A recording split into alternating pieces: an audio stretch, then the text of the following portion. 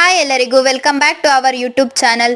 So ಇವತ್ತು ಏನಂದ್ರೆ viral ಆಗ್ತಿರೋ ಮತ್ತೆ ಟ್ರೆಂಡಿಂಗ್ ಅಲ್ಲಿರೋ ಪ್ಲಫಿ ಆಮ್ಲೆಟ್ ನ ಮಾಡೋಣ ಅಂತ ಅನ್ಕೊಂಡೆ. ಸೊ ಹೊಸದಾಗಿ ಏನಾದ್ರು ಟ್ರೈ ಮಾಡೋಣ ಅನಿಸ್ತಾ ಇತ್ತು, ಅದಕ್ಕೋಸ್ಕರ ಇದನ್ನ ಮಾಡೋಣ ಅಂತ ಅನ್ಬಿಟ್ಟು ಮಾಡ್ತಾ ಇದ್ದೀನಿ. ನಾನು ಈ ಪ್ಲಫಿ ಆಮ್ಲೆಟ್ ಮಾಡೋಕೆ ಒಂದ್ 3 ಮೊಟ್ಟೆನ ತಗೊಂಡಿದ್ದೀನಿ.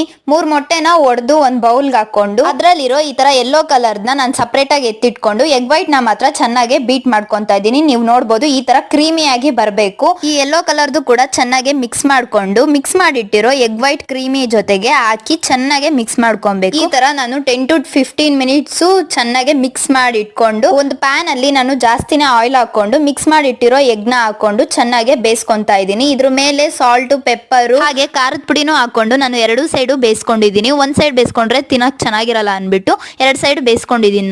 ನಾನ್ ಮಾಡಿರೋ ಪ್ಲಫಿ ಆಮ್ಲೆಟ್ ತುಂಬಾನೇ ಚೆನ್ನಾಗಿ ಬಂದಿತ್ತು. ಸೊ ನೀವು ಕೂಡ ಮನೇಲಿ ಟ್ರೈ ಮಾಡಿ ನೋಡಿ. ಈ ವಿಡಿಯೋ ಇಷ್ಟ ಆಗಿದ್ರೆ ಒಂದ್ ಲೈಕ್ ಮಾಡಿ, ಹಾಗೆ ನಮ್ಮ ಚಾನಲ್ ನ ಸಬ್ಸ್ಕ್ರೈಬ್ ಮಾಡ್ಕೊಳ್ಳೋದನ್ನ ಮರಿಬೇಡಿ.